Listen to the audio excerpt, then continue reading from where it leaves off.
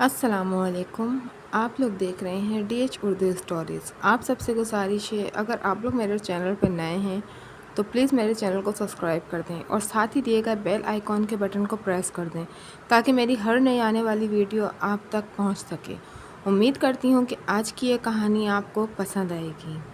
عباد شروع سے ہی گھومنے پھرنے اور نئے ایڈونچرز کا دلدارہ تھا۔ روپے پیسے کی کمی نہ تھی، چنانچہ وہ ہر سال کہیں نہ کہیں جانے کا پروگرام بنا لیتا اور اکثر لاکھ منع کرنے کے باوجود مجھے بھی اپنے ساتھ زبردستی لے جاتا۔ وہ نہ صرف میرا بہترین دوست تھا بلکہ میرا سگا خالہ زاد بھائی بھی تھا۔ میرے خالو ایک بہت بڑے بزنس مین تھے اور ملک کے امراء میں ان کا شمار ہوتا تھا۔ اس کے برعکس میرے والد ایک اسٹیٹ ایجنٹ تھے۔ ان کی آمدنی سے ہمارا گزارا تو نہایت آسانی سے ہو جاتا تھا، بلکہ بچت بھی اچھی خاصی ہو جاتی تھی، لیکن اس میں اتنی گنجائش نہیں تھی کہ میں عباد کی طرح بے فکری سے خرچ کر سکوں اور ہر سال ملکوں گھومتا پھروں۔ تعلیم سے فراغت پا کر میں اپنے والد کے کام میں ان کا ہاتھ بٹانے لگا۔ عباد مجھے فون کر کے ملنے پر اصرار کرتا، لیکن مجھے اپنے جھمیلوں سے فرصت ہی نہیں ملتی تھی، چنانچہ میں ہر بار مصروفیات کا بہانہ بنا کر ٹال دے جاتا۔ اس روز میں کام ختم کر کے اٹھ ہی رہا تھا کہ ایجنسی کے باہر عباد کی شاندار گاڑی رکتی دیکھی اور اگلے ہی لمحے عباد برآمد ہوتا نظر آیا۔ میں ایک ٹھنڈی سانس لے کر دوبارہ اپنی سیٹ پر بیٹھ گیا۔ 2 منٹ بعد وہ میرے سامنے بیٹھا اپنی ناراضگی کا اظہار کر رہا تھا۔ یار تو کہاں ہوتا ہے آج کل؟ اتنے فون کیے، میسج بھیجے، ابھی بھی تیرے گھر سے آ رہا ہوں۔ خالہ جان نے بتایا کہ وہ اس وقت 9 بجے تک ایجنسی میں تجھے ملے گا، تو میں فوراً یہاں آ گیا کہ محترم یہاں سے بھی غائب نہ ہو جائیں۔ پھر تو میں گلی گلی لاؤڈ اسپیکر پر اعلان گمشدگی کا کرتا پھرتا کہ حضرات، اگر کسی کو زرافے کی طرح لمبا، برفانی ریچھ کی طرح گورا، گدھے کی طرح محنتی اور گیدڑ کی طرح۔ میں نے ہاتھ جوڑ کر اس سے بات کاٹی۔ بس میں سمجھ گیا کہ آج آپ کا میٹر پوری طرح گھوما ہوا ہے۔ اب آپ مجھے گھر تو جانے نہیں دیں گے، اس لیے پہلے پیٹ پوجا کا بندوبست کرتے ہیں، پھر میں تفصیل سے آپ کے شکوے سنوں گا۔ میں نے فون ملا کر قریبی ریسٹورنٹ سے پیزا کا آرڈر دے دیا۔ اسی دوران میں عباد مجھے مسلسل چشمگی نظروں سے گھورتا رہا۔ فون رکھ کر میں دوبارہ ان کی جانب متوجہ ہوا اور مسکینیت سے بولا، جی بھائی جان، آپ کچھ فرما رہے تھے؟ کیونکہ عباد مجھ سے عمر میں 4 سال بڑا تھا، اس لیے عذرائے مذاق میں اکثر اسے بھائی جان کہہ کر مخاطب کیا کرتا تھا۔ خاص طور پر جب وہ مجھ سے ناراض ہوتا تو میں اسے بھائی جان کہہ کر منا لیتا، وہ ہمیشہ ہنس پڑتا اور معاملہ رفع دفع ہو جاتا۔ اس بار بھی یہی ہوا اور عباد کے چہرے پر مسکراہٹ دوڑ گئی۔ بکواس نہ کر، تو اول درجے کا بے وفا اور دھوکے باز ہے۔ ایسے بھی کیا مصروفیات ہیں تیری کہ یوں دنیا مافیا سے بے خبر ہو گیا ہے؟ اس سے پہلے کہ میں اس کے سامنے اپنی مصروفیات کی فہرست رکھتا، فون بجا اور میں نے اسے اٹھا لیا۔ ابھی فون پہ ہی مصروف تھا کہ پیزا بھی آن پہنچا۔ کھانے کے دوران میں عباد نے مجھے بتایا کہ 3 دن بعد وہ شمالی علاقہ جات کی سیاحت پر روانہ ہو رہا ہے۔ میں نے خوش دلی سے اس کے فیصلے کی تائید کی۔ اس بار تو تم نے بڑا اچھا فیصلہ کیا۔ ہم دنیا جہاں میں گھومتے پھرتے ہیں لیکن اپنے ہی ملک کی خوبصورتی کو نظر انداز کر دیتے ہیں، جبکہ دنیا بھر سے سیاح یہاں آ کر قدرت کی زائی سے لطف اندوز ہوتے ہیں۔ کیا نہیں ہے ہمارے ملک میں برف پوش پہاڑ، سرسبز وادیاں، شفاف جھیلیں، لیکن تف ہے تو ہم پر کہ ہم مغربی ممالک میں جا کر ہزاروں ڈالر خرچ کرتے ہیں لیکن اپنے ہی ملک کو نظر انداز کر دیتے ہیں، جبکہ اس سے ہم کتنا زر مبادلہ پاکستان کو۔ میں ابھی خوش خطابت میں مزید بولتا لیکن عباد نے اطمینان سے میرے سر پر بم پھوڑتے ہوئے کہا، تو بھی چل رہا ہے میرے ساتھ؟ اور میں سب بھول کر حیرت سے اس کی شکل دیکھنے لگا۔ عباد یار، میری مصروفیات دیکھ، پھر 3 ماہ بعد نازش میری چھوٹی بہن کی شادی بھی ہے، ہزاروں کام پڑے ہیں اور تم چاہتے ہو کہ میں تمہارے ساتھ منہ اٹھا کر چل پڑوں؟ عباد نے ہاتھ اٹھا کر مجھے مزید بولنے سے منع کیا۔ یاسر، میں تجھے زندگی بھر کے لیے اپنے ساتھ لے جانے کی بات نہیں کر رہا ہوں، صرف 5 دن کا پلان ہوگا، بلکہ ہو سکتا ہے ہم تیسرے دن ہی واپس آ جائیں۔ یہ سن کر میں حیرانگی سے بولا، ایسی کیا ایمرجنسی ہو گئی کہ صرف 3 دن میں واپسی بھی ہو رہی ہے؟ کیا خالو جان کے کاروبار کے سلسلے میں وہاں جانا ہے؟ لیکن وہ عباد ہی کیا جو سیدھے منہ کوئی بات بتا دے۔ میرے بے انتہا اصرار کے باوجود اس نے مجھے کچھ نہیں بتایا، البتہ میرے لاکھ انکار کے باوجود اس نے میرے آنے جانے، رہائش اور کھانے پینے کا خرچ اپنے ذمہ لے لیا۔ میں عباد کی مہم جو طبیعت سے اچھی طرح واقف تھا، بلکہ فطرتاً خود بھی مہم جو واقع ہوا تھا۔ میرے اور عباد کی گہری دوستی میں زیادہ ہاتھ بھی اسی مشترکہ فطرت کا تھا۔ میں سمجھ گیا تھا کہ عباد ضرور کسی نئی مہم کی تلاش میں وہاں جا رہا ہے اور مجھے وہاں جا کر کوئی سرپرائز دے گا۔ چنانچہ میں نے بھی مزید انکار کرنا مناسب نہ سمجھا اور اس کے ساتھ جانے کے لیے تیار ہو گیا۔ حسب پروگرام تیسرے دن ہم لوگ پہلی فلائٹ سے اسلام آباد پہنچے۔ عباد نے پہلے سے تمام بندوبست کر رکھے تھے۔ ایئرپورٹ پر ہی خالو جان کا ڈرائیور ان کی جدید لینڈ کروزر کے لیے ہمارا منتظر تھا۔ کار میں سوار ہو کر ہم وہاں سے اپنی منزل کی جانب رواں ہو گئے۔ اوائل بہار کے دن تھے، چنانچہ موسم بے حد سہانا تھا۔ اسلام آباد کو تیزی سے کراس کرتے ہوئے ہم لوگ پہلے مری پہنچے، پھر وہاں سے بھوربن کی جانب رواں دواں ہو گئے۔ خالو جان کی گاڑی کا جدید اور طاقتور انجن تیز رفتاری سے ہمیں کسی جہاز کی طرح اڑائے جا رہا تھا۔ اس دوران میں عباد بالکل سنجیدہ بیٹھا ہوا تھا۔ ایک دو بار میں نے اسے موسم کے حوالے سے چھیڑنے کی کوشش بھی کی، لیکن اسے گہری سوچ میں مستغرق پا کر اپنا ارادہ بدل دیا۔ جب ہم ایبٹ آباد پہنچے تو شام گہری ہو چکی تھی، چنانچہ ہم نے وہاں ایک ہوٹل میں قیام کیا جس کی بکنگ عباد نے پہلے ہی کروا رکھی تھی۔ مسلسل سفر نے ہم دونوں کو بری طرح تھکا مارا تھا، چنانچہ ہم نے جلدی جلدی کھانا کھایا اور سونے کے لیے لیٹ گئے۔ اگلی صبح عباد نے مجھے بیدار کیا اور سفر پر روانہ ہونے کی نوید سنائی۔ روانہ ہونے سے قبل عباد نے مجھ سے کہا کہ میں گاڑی میں جا کر بیٹھوں اور ایک کال کر کے آ رہا ہے۔ وہ عباد کا رویہ کچھ عجیب سا لگا، لیکن میں کچھ کہے بغیر گاڑی میں جا کر ڈرائیور کے ساتھ والی نشست پر بیٹھ گیا۔ یہ میری عباد سے ناراضگی کا اظہار تھا۔ ڈرائیور نے گھبرا کر بے ساختہ کچھ کہنے کے لیے منہ کھولا، پھر کچھ سوچ کر خاموش ہو گیا۔ تقریباً 10 منٹ بعد جب عباد کال سے فارغ ہو کر ہوٹل کی ادائیگی وغیرہ کر کے باہر نکلا تو مجھے اس طرح آ کے بیٹھا دیکھ کر کھٹک گیا، پھر کچھ کہے بغیر آ کر گاڑی میں بیٹھ گیا۔ ڈرائیور نے اس کے بیٹھنے پر ہی گاڑی آگے بڑھا دی۔ اب ہم تیزی سے مانسہرہ کی جانب بڑھ رہے تھے۔ آدھے گھنٹے تک تو ہم دونوں خاموشی سے بیٹھے رہے، پھر پہل عباد کی جانب سے ہی۔ اس نے تھوڑا سا آگے بڑھ کر مجھے اپنے بازو میں جکڑ لیا اور میرا غصہ ہوا ہو گیا، اور پھر تھوڑی ہی دیر میں ہم ہنس بول رہے تھے۔ اسی دوران میں عباد کا سیل فون بج اٹھا۔ اس نے کال ریسیو کی اور خاموشی سے ہوں ہاں کرتا رہا، جیسے وہ نہیں چاہتا کہ وہ مجھ تک اس کال کرنے والی گفتگو کو پہنچا سکے۔ تھوڑی دیر بعد اس نے کال کرنے والے کو 2 گھنٹے بعد فون کرنے کا کہہ کر کال کاٹ دی۔ میں کچھ دیر تک تو انتظار کرتا رہا کہ شاید عباد خود ہی کچھ بتائے گا، لیکن اتنا تو مجھے علم تھا کہ اتنی دور ہم سیاحت کے غرض سے ہرگز نہیں آئے تھے، اور ضرور اس فون کالز کا اس سارے سلسلے میں کوئی نہ کوئی تعلق تھا۔ لیکن عباد کی پراسرار خاموشی مجھے الجھا رہی تھی۔ جب ہماری گاڑی مانسہرہ کو کراس کر رہی تھی تو مجھ سے مزید برداشت نہ ہو سکا۔ ڈرائیور، گاڑی روکو، میں یہیں اتروں گا۔ گاڑی ایک جھٹکے سے رکی تو میں عباد کو کچھ کہنے کا موقع دیے بغیر اتر گیا اور تیز تیز قدم اٹھاتے ایک طرف کو چل پڑا۔ عباد میرے پیچھے پیچھے گاڑی سے کودا اور مجھے آواز لگاتا میرے پیچھے دوڑ پڑا۔ بڑی مشکلوں سے میں اس کے وعدے پر دوبارہ گاڑی میں بیٹھے پر آمادہ ہوا، اور وہ مجھے مزید اندھیرے میں رکھے بغیر اس سفر کے مقصد اور تفاصیل سے آگاہ کرے گا۔ گاڑی ایک مرتبہ پھر اپنی منزل کی جانب رواں دواں ہوئی۔ عباد نے ہانپنے کی شاندار اداکاری کرتے ہوئے پانی کی ٹھنڈی بوتل اپنے منہ سے لگا لی اور غٹ غٹ کر کے آدھی بوتل خالی کر دی۔ پھر میرے کندھے پر ہاتھ مارتے ہوئے کہنے لگا، یار ماننا پڑے گا، تو پچھلے جنم میں ضرور کوئی فلمی ہیروئن رہا ہوگا جو بات بات پر منہ پھیلائے اپنے ہیرو سے روٹھ کر جنگل بیابانوں میں نکل جاتی ہے، اور پھر بیچارہ ہیرو رک جا او جانے والی رک جا گاتا ہوا اس کے پیچھے پیچھے بھاگتا رہتا ہے۔ میں اس کی بات کا جواب دیے بغیر سرد نظروں سے اسے گھورتا رہا، گویا اس کے پاس اب کوئی راہ فرار نہ تھی۔ عباد نے میری نظروں کا مفہوم سمجھتے ہوئے ایک گہری سانس لی اور نشست سے ٹیک لگاتے ہوئے سنجیدگی سے بولا، یار میرا مقصد تجھے ناراض کرنا نہیں تھا، دراصل میں یہ چاہتا تھا کہ ایک بار ہم اس جگہ پہنچ جائیں، پھر میں تمہیں وہ آسیبی حویلی دکھا کے ساری تفصیلات سے آگاہ کرتا۔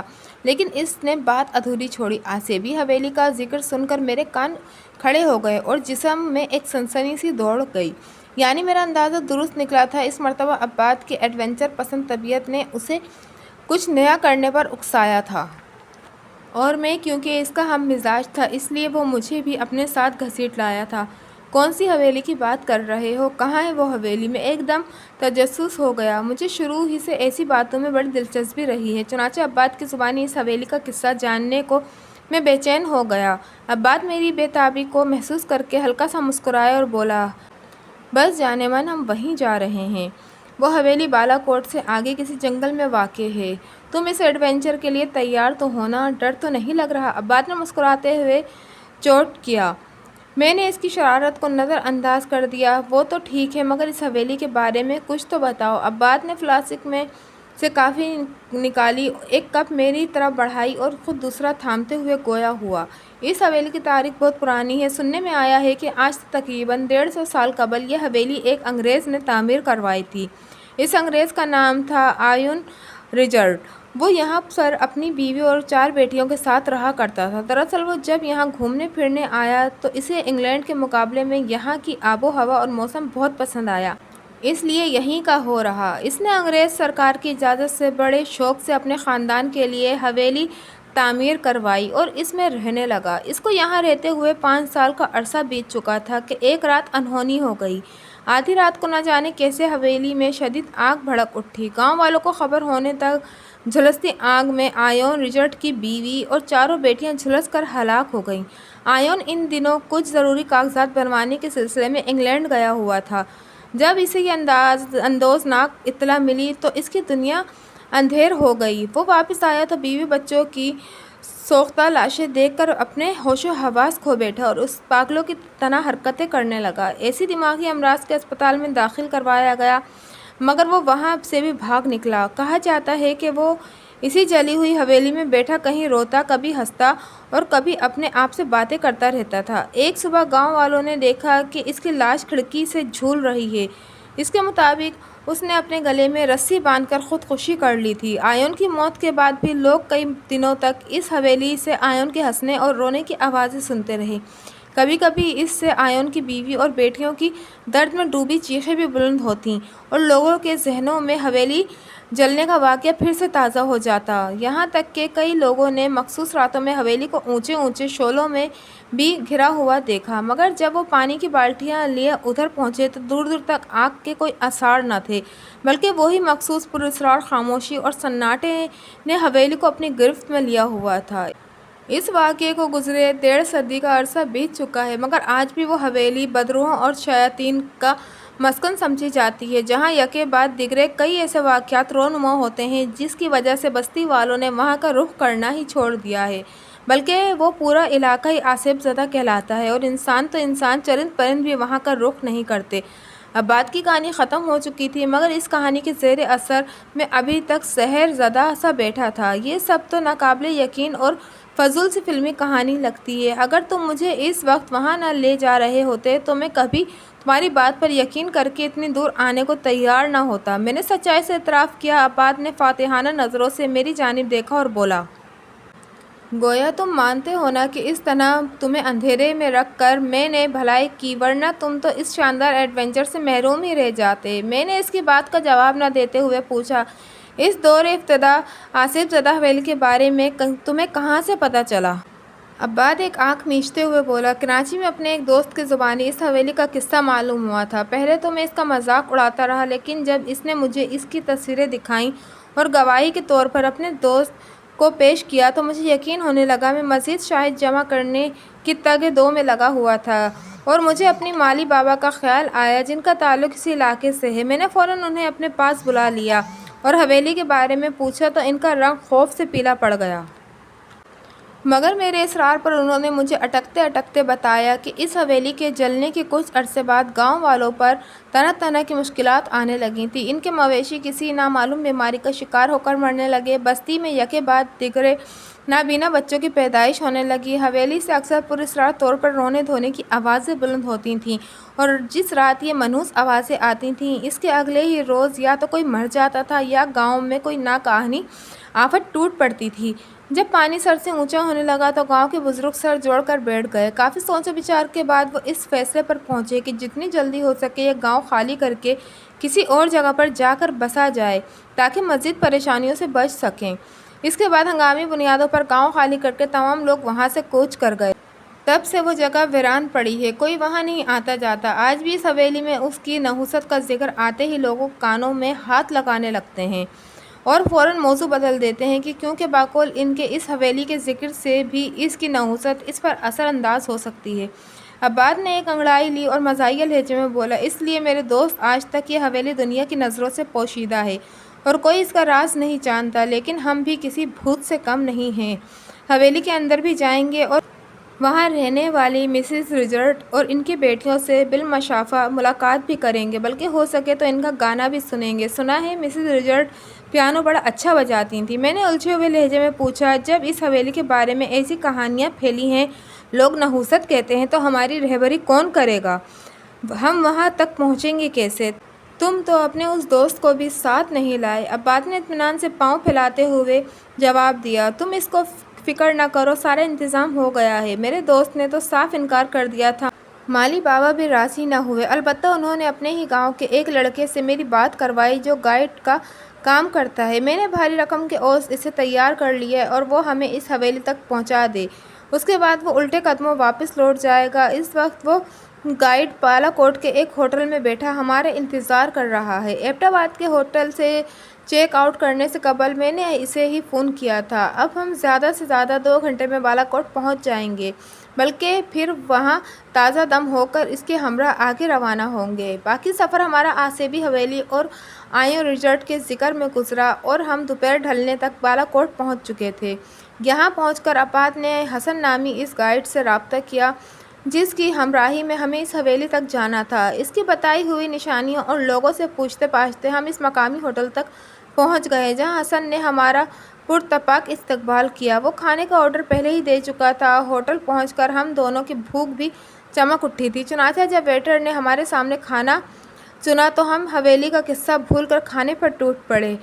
ڈٹ کر کھانے کے بعد حسن نے الائچی والا قہوہ منگوایا اور ہم لوگ دھیرے دھیرے اس کی چسکیاں لیتے ہوئے حسن سے اس حویلی کے بارے میں معلومات لیتے رہے۔ اس کے مطابق ہماری مطلوبہ حویلی بالا کوٹ سے کافی دور پارس کے جنگل میں واقع تھی۔ وہاں دور دور تک کسی انسان کا گزر نہیں، گویا وہاں پہنچتے ہی ہمارے اس دنیا سے رابطہ مکمل طور پہ منقطع ہو جاتا، کیونکہ وہاں گھنے جنگل میں موبائل کے سگنل تو دور کی بات، کھانے پینے کو بھی کچھ میسر نہ تھا۔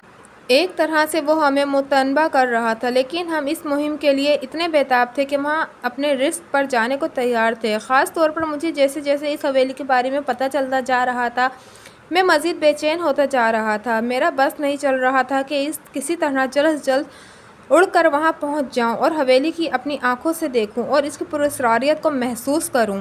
حسن نے ہماری مشورہ دیا کہ آج کا دن ہم بالا کوٹ گھومیں پھریں اور پھر رات کسی ہوٹل میں گزار لیں۔ وہ اگلے روز صبح سویرے ہمیں لینے آ جائے گا، کیونکہ اس وقت اگر ہم روانہ ہوتے تو راستے ہی میں رات پڑ جاتی اور اندھیرے میں دشوار گزار راستوں پر سفر کرنا ہمیں مہنگا بھی پڑ سکتا تھا۔ ہم نے حسن کی بات مان لی اور اس نے ہمارے لیے ایک معیاری ہوٹل میں کمرہ بک کروا دیا۔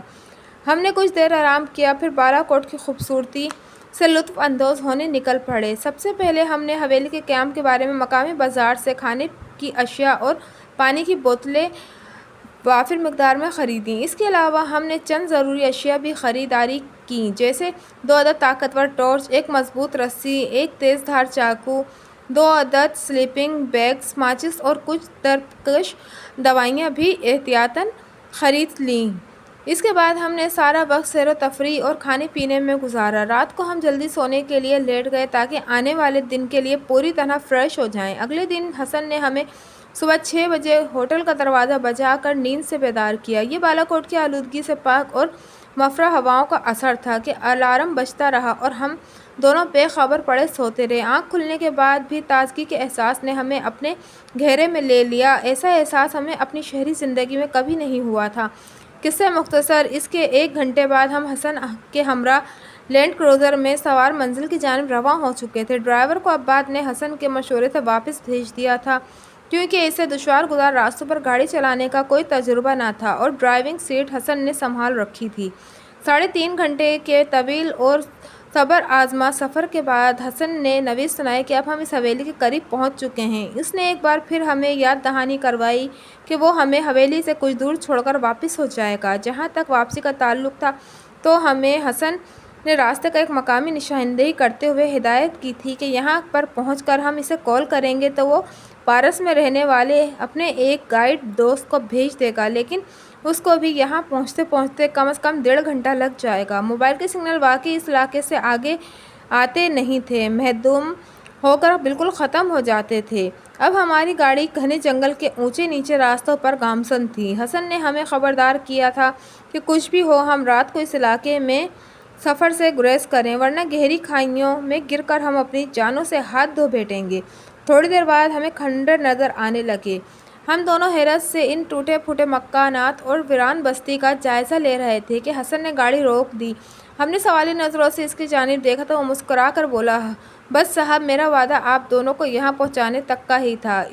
یہ اسی گاؤں کے کھنڈر ہیں جس کے رہنے والے ان بدروحوں کے خوف سے نقل مکانی پر مجبور ہو گئے تھے۔ آپ بھی دیکھیں گے کہ یہاں پر آپ کو اپنے اور ان درختوں کے سوا دور دور تک کسی ذی روح کا وجود نہیں ملے گا۔ وقت گزرنے کے ساتھ ساتھ یہاں پر ویرانی بڑھتی ہی چلی جائے گی۔ اب تو دن کے وقت بھی یہاں وحشت اور مردونی سی چھائی ہوئی ہے۔ آپ بس یہاں سے ناک کے سیدھا میں چلے جائیں، جہاں 10 منٹ بعد ہی آپ کو درختوں کا ایک گھنا جھنڈ نظر آئے گا۔ اس کے بیچ میں وہ منحوس حویلی واقع ہے۔ اس کے بعد ہم بھی حسن کے ساتھ گاڑی سے اتر آئے۔ اس نے ہم دونوں سے پرجوش مصافحہ کیا اور ایک مرتبہ پھر حویلی کے آسیب سے منتباہ کر کے واپس ہو گیا۔ ہم اسے دور تک جاتا دیکھتے رہے۔ آخرکار وہ چلتے چلتے ہماری نظروں سے اوجھل ہو گیا۔ وہاں سے آگے اس کا گائیڈ دوست اسی مقام پر گاڑی لیے اس کا منتظر تھا، جہاں واپسی پر پہنچنے کی ہدایت حسن نے ہمیں کی تھی۔ میں نے کھنڈر پر نظر دوڑاتے ہوئے ایک لمبی سی سانس لی اور عباس سے پوچھا، اب جواباً عباس نے مسکراتے ہوئے مجھے چھیڑا، ڈر لگ رہا ہے تو حسن کے ساتھ واپس چلے جاؤ، ابھی وہ زیادہ دور نہیں گیا ہوگا۔ میں نے ہاتھ میں پکڑی پانی کی بوتل اس کی طرف اچھالتے ہوئے کہا، چل بکواس نہ کر، ہم تو یاروں کے یار ہیں، دیسی چڑیلیں تو بہت دیکھی ہیں، اب انگریزی بولنے والی چڑیلوں سے بھی ملاقات ہو جائے تو کیا بات ہے۔ ہو سکتا ہے یہیں مجھے تیری جیسی بھوت کے لیے کوئی بددیسی بدرو بھابھی بھی مل جائے۔ ہم دونوں ایسے ہی ہنسی مذاق کرتے ہوئے گاڑی میں سوار ہو گئے۔ عباس نے گاڑی اسٹارٹ کی اور ہم حسن کے بتائے ہوئے راستے پر چل پڑے۔ ہم ابھی تھوڑی ہی دور گئے تھے کہ درختوں کا گہرا جھنڈ نظر آ گیا۔ میں نے اور عباس نے ایک دوسرے کی طرف متجسس نظروں سے دیکھا۔ ہمارے جسموں میں لہو کی گردش تیز ہو گئی تھی اور دل کی دھڑکنیں بڑھ گئی تھیں۔ عباس نے گاڑی کی رفتار بالکل دھیمی کر دی تھی۔ گاڑی کے بھاری ٹائروں تلے آ کر کچل کر جانے والی سوکھی شاخوں اور پتوں کی آوازیں ہمیں صاف سنائی دے رہی تھیں۔ ہر طرف فوگ کا عالم تھا۔ ایسے میں تیز ہوا ان درختوں سے ٹکراتی ہوئی تو ایسی آوازیں آتی تھیں جیسے بہت ساری عورتیں مل کر بین کر رہی ہوں۔ ہم دونوں اس پراسرار ماحول کے زیر اثر بالکل خاموش ہو گئے تھے، جبکہ گاڑی سست روی سے آگے بڑھتی جا رہی تھی کہ اچانک مجھے ایک گھنے درخت کی آڑ سے کسی مکان کی جھلک دکھائی دی۔ میں نے بے تابی سے عباس کو ہاتھ کے اشارے سے اس طرف گاڑی موڑنے کو کہا اور کچھ سیکنڈ بعد ہم ایک انگریزی طرز پر تعمیر کردہ قدیم حویلی کے سامنے کھڑے تھے۔ میں نے تیزی سے ڈیش بورڈ کھولا اور اس میں سے اپنا ڈیجیٹل کیمرہ نکال کر گاڑی سے چھلانگ لگا دی۔ عباس بھی تیزی سے گاڑی بند کر کے اتر گیا۔ ہم نے دیکھا کہ حویلی مکمل طور پر جلی ہوئی تھی، مگر اپنے مضبوط فن تعمیر کے باعث ابھی تک ویسی ہی شان و شوکت سے کھڑی تھی جیسے اپنے پرانے وقتوں میں رہی ہوگی۔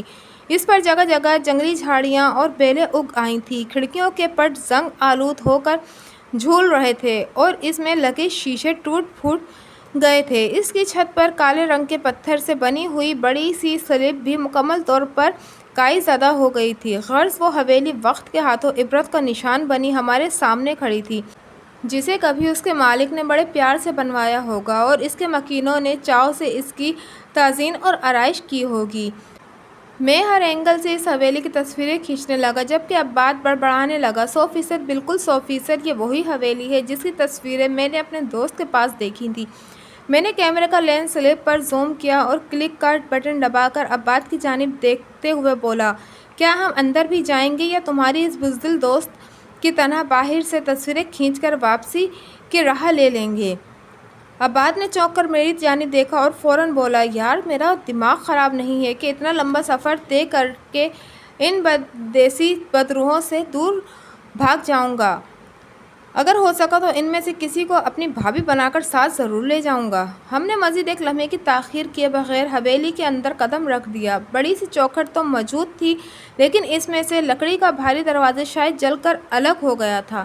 اندر داخل ہوتے ہی ہمیں کچھ کھلبلی کا احساس ہوا اور اگلے ہی لمحے 2 موٹے موٹے چوہے ہمارے سامنے سے بھاگے عباد اپنے ماتھے سے فرضی پسینہ پہنچتے ہوئے گویا ہوا، چلو کسی ذی روح کی غیر موجودگی کی بات تو یہاں پہنچنے ہی پر غلط ثابت ہو گئی۔ آگے آگے دیکھو، کیا پتہ تھوڑی دیر میں کسی کونے سے مسز آئیون بھی ایپرن سے ہاتھ پوچھتی نمودار ہو جائیں اور ہمیں ڈرائنگ روم میں بٹھا کر اپنے ہاتھوں کی مزیدار کافی پلاتے ہوئے ان کلمحوں کی صلواتیں سنا رہی ہوں جنہوں نے ان کی حویلی کی مارکیٹ ڈاؤن کرنے کے لیے اسے آصف زدہ مشہور کر دیا ہے، اور اوپر سے انہیں بدرگوں کہہ کر ان کی انگریزی والی ایگو بھی ہرٹ کر رہے ہیں۔ کہنا ہی ہے تو اسپرٹ کہہ لو یا بہت ایول اسپرٹ بول دو، یہ کیا جاہلوں کی طرح بدرو اور چڑیل کے القاب دے رہے ہیں کہ وہ بیچاری اپنے ساتھیوں سے منہ چھپائے چھپائے گھومتی رہیں۔ اور نہ صرف بس کر عباد، میں نے بامشکل اپنی ہنسی روکتے ہوئے اسے ٹوکا، سب سے پہلے تو کوئی کمرہ تلاش کرو جہاں رات گزارنے کا کوئی آسرا ہو سکے۔ پھر ہم دونوں آہستہ آہستہ پوری حویلی چھاننے لگے۔ جگہ جگہ دیواروں پر مکڑیوں کے لمبے لمبے جالے لٹکے ہوئے تھے، دیمک نے دیواروں کو کھا کر اندر سے کھوکھلا کر دیا تھا۔ وسیع اور اس کمروں کے اندر جا بجا جلا ہوا دیمک زدہ فرنیچر پڑا ہوا تھا جس کی چھت لکڑیوں پر جامجا چمگادڑوں نے اپنا مسکن بنا رکھا تھا۔ میں نے چلتے چلتے اپنی گھڑی پر نگاہ ڈالی تو وہ 2 بجے کا اعلان کر رہی تھی، یعنی سورج ابھی آسمان پر ہی موجود تھا، لیکن حویلی میں اندھیرا چھایا ہوا تھا اور ماحول پر ایک گہرا سکوت سا طاری تھا۔ نیچے کا جائزہ لینے کے بعد ہم اوپر جانے کے لیے سیڑھیاں چڑھنے لگے۔ عباد مجھ سے 2 سیڑھیاں اوپر تھا، تب مجھے اپنے پیچھے کچھ عجیب سا احساس ہوا۔ میں رک گیا اور پلٹ کر دیکھا، لیکن میرے پیچھے کوئی موجود نہ تھا۔ مجھے الجھن سی ہونے لگی، یوں لگ رہا تھا جیسے کسی نادیدہ آنکھیں مجھ پر مرکوز ہیں اور چھپ چھپ کر میرا پیچھا کر رہی ہوں۔ اچانک کسی نے پیچھے سے میرے کندھے پر ہاتھ رکھا تو میں اسپرنگ کی طرح اچھل کر پلٹا۔ میرے پیچھے عباد کچھ حیرت زدہ سا کھڑا تھا۔ کیا ہوا یاسر، کیا دیکھ رہے تھے؟ اس کا جواب تو میرے پاس بھی نہیں تھا۔ میں نے نفی میں سر ہلایا اور مسکرا کر تیزی سے سیڑھیاں چڑھنے لگا۔ اوپر کا منظر نیچے سے بھی جدا نہ تھا، ہر جگہ ویرانیت برس رہی تھی، خالی پڑے وسیع عرض کمرے اور جلی ہوئی دیواریں اپنی مکینوں کی دردناک اموات پر نوحہ نظر آ رہی تھیں۔ ایک کمرے کے کونے میں رکھا جلا ہوا پنگوڑوار رکھا ہوا تھا، اسے دیکھ کر قدرتی طور پر ہم دونوں کو آئیون کی بیوی اور معصوم بچیوں کی اذیت ناک موت یاد تو آ گئی اور ہم افسردہ ہو گئے۔ میں نے عباس سے کہا، یار کچھ بھی صحیح، لیکن آئیون کا خاندان جس قسم کی موت سے دوچار ہوا ہے، یہ جلے ہوئے در و دیوار اور یہ اسٹیل کا چرمرایا ہوا پنگوڑ اس کی دلیل ہے۔ یہ سب دیکھ کر تو میرا دل اداس ہو گیا ہے۔ عباد بھی افسردگی سے بولا، اس میں کوئی شک نہیں کہ ایسی موت کی بددعا تو ہم اپنے دشمنوں کو بھی نہیں دیتے۔ پھر یہ تو معصوم جانیں تھیں۔ ہم بوجھل دلوں کے ساتھ کمرے سے باہر آ گئے۔ ہم سیڑھیاں اتر کر نیچے جانے لگے تو اچانک مجھے ویسا ہی احساس دوبارہ ہوا جیسے کوئی ہمیں چھپ کر دیکھ رہا ہو، اور اس احساس کے ساتھ ہی یوں لگا کہ جیسے کسی نے دھیرے سے میرے داہنے کان کو کھینچا ہو۔ مجھے بچے کی کلکراری کی آواز سنائی دی، جیسے وہ کسی اپنی شرارت سے لطف اندوز ہوا ہو۔ میں نے فوراً عباد کی طرف دیکھا، مگر وہ تیزی سے سیڑھیاں اتر رہا تھا جیسے اسے کوئی آواز ہی نہ آئی ہو۔ میں نے بھی اسے اپنا وہم جان کر سر کو جھٹکا اور تیزی سے سیڑھیاں اترتا عباد کے پیچھے حویلی سے باہر آ گیا۔ باہر آ کر ہم نے سب سے پہلے تو گاڑی میں بیٹھ کر پیٹ پوجا کی، پھر حویلی میں واپس جا کر جلدی جلدی اوپری منزل پر واقع ایک کمرے کو جو نسبتاً بہتر حالت میں تھا اس کی صفائی کرنے لگے تاکہ رات کو وہاں سو سکیں۔ شام 6 بجے تک ہم کمرے کی صفائی کر کے اپنا سامان اوپر پہنچا چکے تھے۔ اب ہر طرف اندھیرا پھیل چکا تھا، اس لیے ہم نے کمرے میں موجود بتیاں روشن کر دیں۔ ماحول اچانک ہی سرد ہو گیا تھا۔ ہم نے جلدی جلدی سامان میں احتیاطاً ساتھ رکھ کر لائی گئی لیدر جیکٹس نکال کر پہن لی، لیکن سردی ہڈیوں میں سوراخ کیے دے رہی تھی۔ عباد اپنے دونوں ہاتھوں کو آپس میں رگڑتے ہوئے بولا، موسم میں اچانک تبدیلی تو پہاڑی علاقوں کی خصوصیت ہے، لیکن اتنی سنگین نوعیت کی تبدیلی تو میں پہلی مرتبہ دیکھ رہا ہوں۔ میں نے اس بات پر صرف اپنا سر ہلانے پر اکتفا کیا، کیونکہ مجھے یہ تبدیلی قدرتی نہیں بلکہ کسی مصیبت کا پیش خیمہ لگ رہی تھی۔ حویلی کے اندر وحشت ناک سناٹا چھایا ہوا تھا، اتنی خاموشی تھی کہ ہم دونوں ایک دوسرے کی سانسوں کی آوازیں صاف سن رہے تھے۔ دن میں جو تھوڑی بہت کھلبلی چوہوں کی بھاگ دوڑ اور چمگادڑوں کی موجودگی سے ہو رہی تھی، وہ اب پراسرار طور پر دم توڑ چکی تھی۔ یوں معلوم ہوتا تھا گویا سارا ماحول سوگ میں ڈوب گیا ہو۔ اپنی دن بھر کی مصروفیات کے باعث اب تو ہم تھک کر چور ہو چکے تھے۔ ہم دونوں جیکٹس پہنے اپنے اپنے स्लीपिंग बैग्स में खामोशी से दबके पड़े थे। फर्श पर रखी जलती हुई मोमबत्तियां दीवारों पर अजीबोगरीब साए बना रही थीं। कुछ माहौल का पुरअसर था कि रगों पे में रह रहकर खौफ की सर्द लहरें सी उठ रही थीं। मैंने घड़ी पर निगाह दौड़ाई तो वो 9 बजे का ऐलान कर रही थी। कुछ सोच कर मैं ठिठुरता हुआ अपने स्लीपिंग बैग से बाहर निकला और बाएं हाथ पर वाक़ खिड़की से बाहर झांका, जहां मुझे नीचे हमारी गाड़ी खड़ी थी। बाहर घुप अंधेरा छाया हुआ था। चांद की आखिरी तारीखें चल रही थी, शायद इसीलिए हर तरफ तारीकी का राज था। मुझे देखकर अब्बास भी स्लीपिंग बैग से निकल आया। इसने फ्लास्क में बच जाने वाली कॉफ़ी हम दोनों के लिए निकाली और हम वहीं खिड़की के पास खड़े होकर कॉफ़ी पीने लगे। कॉफ़ी पीते पीते न जाने अब्बास को क्या ख्याल आया कि इसने कॉफ़ी का कप एक तरफ रख दिया और टॉर्च उठाकर बाहर जाने लगा। मैंने वजह पूछी तो कहने लगा कि अंधेरे में हवेली एक्सप्लोर करने का अलग ही मज़ा होगा, और सीटी बजाता बाहर निकल गया। मैं चाहने के बावजूद भी इसके पीछे ना जा सका। मुझे अपने साथ सीढ़ियों पर होने वाले वाक़यात याद आ गए थे। कुछ देर तो अब्बास की सीटी इस हवेली में गूंजती रही, फिर अचानक सन्नाटा छा गया। मैं 1 मिनट तक तो सब्र करता रहा, फिर दूसरी टॉर्च उठाकर अब्बास को आवाज़ें देता बाहर लपका। बाहर निकलते ही मेरा सबसे पहले सामना एक बड़ी सी तस्वीर से हुआ जो दीवार पर टंगी हुई थी। मुझे हैरत हुई कि ये तस्वीर हम दोनों को दिन में नज़र नहीं आई थी। मैंने टॉर्च का रुख तस्वीर की तरफ किया तो मेरा मुंह हैरत से खुला का खुला रह गया। वो तस्वीर यकीनन आयन रिचर्ड और इसकी फैमिली की थी। तस्वीर में एक करख्त सूरत अंग्रेज़ अपनी बीवी और 3 बेटियों के साथ खड़ा था।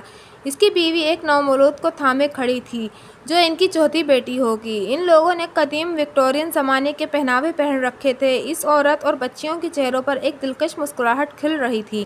मैं तस्वीर से थोड़ा और करीब हुआ तो उसके एक कोने पर लिखी हुई इबारत पर मेरी नज़र पड़ी। वो अंग्रेज़ी में थी, जिसका तर्जुमा था आंट ईवी की जानिब से नन्ही एंजिला और इसकी मम्मी के लिए तोहफ़ा। नीचे तारीख भी दर्ज थी, 15 जून सन 1896। ये तस्वीर जलने से कैसे महफूज रह गई और 150 साल गुजरने के बाद वजूद भी वैसी की वैसी ही कैसे है? हमें ये पहले क्यों नज़र नहीं आई? ये सारे सवालात मेरे जहन में गर्दिश कर रहे थे और मैं तस्वीर को हैरत और खौफ से मिले जुले तासुरात के साथ देख रहा था कि अचानक मेरे दाहिने जानिब रोशनी सी चमकी। मैंने चौंक कर इधर देखा तो अब्बास टॉर्च थामे मेरे नज़दीक आ गया। यासिर, मैंने तुम्हें कमरे से निकाल कर डराने का प्लान किया था। इस चक्कर में टॉर्च भी बंद कर ली थी, लेकिन तुम तो कमरे से बाहर आकर इस दीवार के सामने पिछले 5 मिनट से बुत बने खड़े हो। आखिर क्या नज़र आ गया तुम इस जली हुई दीवार में? ये कहते हुए इसने टॉर्च की रोशनी दीवार पर फेंकी।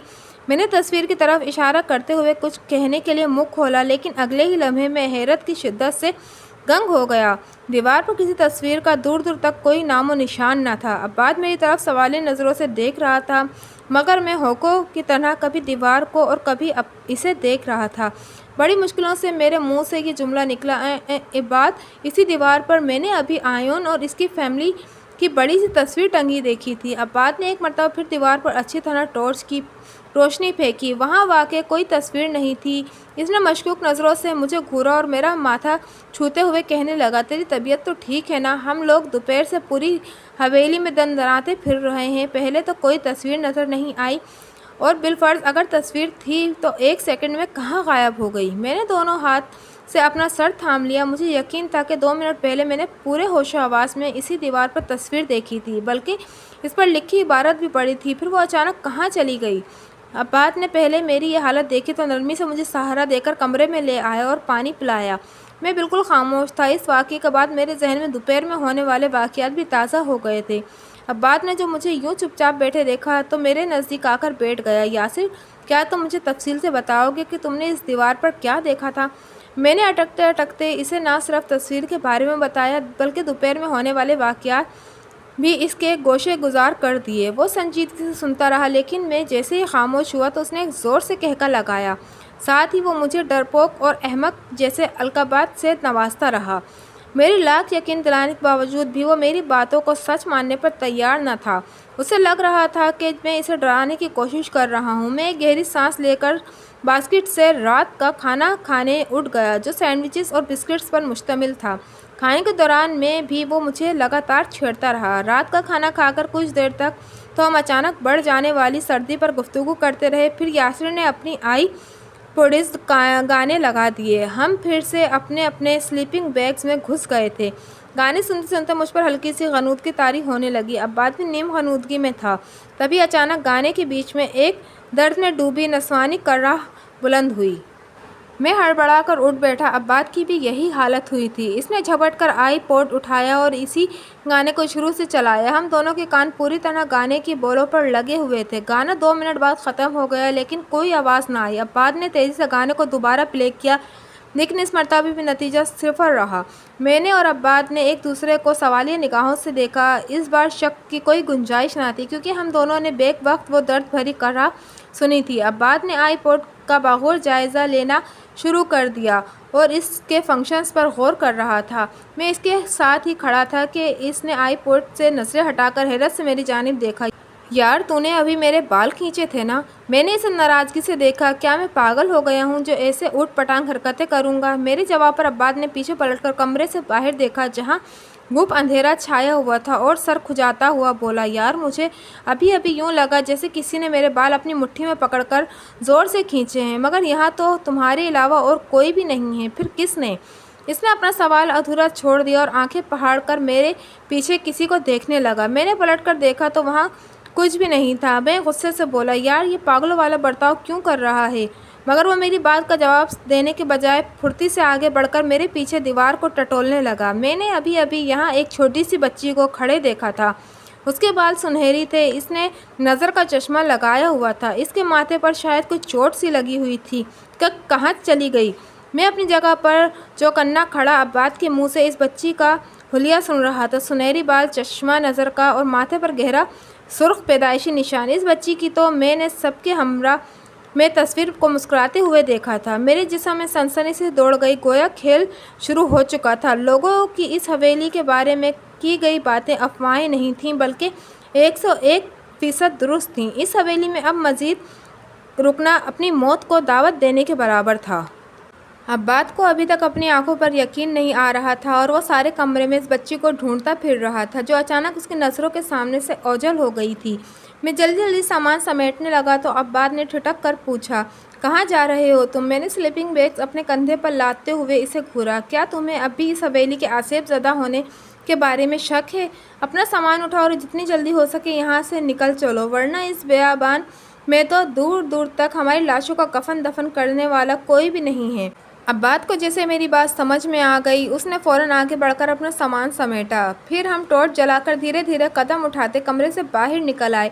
باہر اندھیرے میں ہاتھ دکھائی نہیں دے رہا تھا۔ جہاں تک ٹارچ کی روشنی جاتی بس وہیں تک نظر آتا تھا۔ اس کے آگے اندھیرا ہی اندھیرا تھا، بے تحاشا اندھیرا، گویا ہم کسی قبر میں اتر گئے ہوں۔ ہم دونوں کے دل تیز دھڑک رہے تھے اور کان آوازوں پر لگے ہوئے تھے، لیکن پوری حویلی پر موت کا سناٹا طاری تھا۔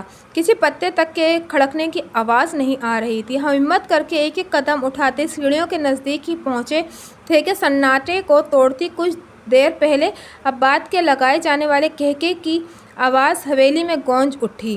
ہم دونوں اپنی جگہ سے 2 فٹ اوپر اچھل گئے۔ اب حویلی میں میری آواز گونج رہی تھی۔ میں عباد کو تصویر اور اپنے کان کھینچنے جانے والے قصہ سنا رہا تھا۔ ہم دم ساتھ یہ آواز سن رہے تھے۔ ایسا لگ رہا تھا جیسے کسی نے ہماری آوازیں ریکارڈ کر کے بڑے اسپیکر پر چلا دی ہوں۔ میری بات ختم ہوتے ہی دوبارہ سے عباد کا کہکا گونجا جو اس وقت بہت ہیبت ناک لگ رہا تھا۔ میں نے عباد کا چہرہ دیکھا تو اس کا چہرہ دھلے ہوئے لٹھے کی طرح سفید پڑ چکا تھا۔ خود میری بھی حالت خراب ہو چکی تھی اور سانس دھونکتی سی چل رہی تھی۔ عباد کا کہکا بڑھتے اب کانوں کے پردے پھاڑ رہا تھا۔ ہم دونوں کے ہاتھ سے سامان گر چکا تھا اور ہم اپنے کانوں پر ہاتھ رکھے بے ساختہ آگے کو جھک گئے تھے۔ آہستہ اس کی آواز گھٹنے لگی، پھر ایک درد میں ڈوبی کرہ ابھری اور اس کے ساتھ ہی پہلے کی طرح سناٹا چھا گیا۔ میں نے اپنے کانوں پر سے ہاتھ ہٹائے اور ڈرتے نیچے گری ہوئی ٹارچ اٹھا کر سامنے دیکھا۔ سامنے ہی سیڑھیاں نظر آ رہی تھیں۔ عباد بھی اپنی ٹارچ تھامے خالی نگاہوں سے سامنے دیکھ رہا تھا۔ تھوڑی دیر پہلے ہم پر جو کچھ بیتا تھا وہ ہمارے دل بند کر دینے کے لیے کافی تھا۔ میں نے دل ہی دل میں ایسے ایڈونچر پر 100 بار لعنت بھیجی اور سامان اٹھائے بغیر تیزی سے نیچے اترنے لگا۔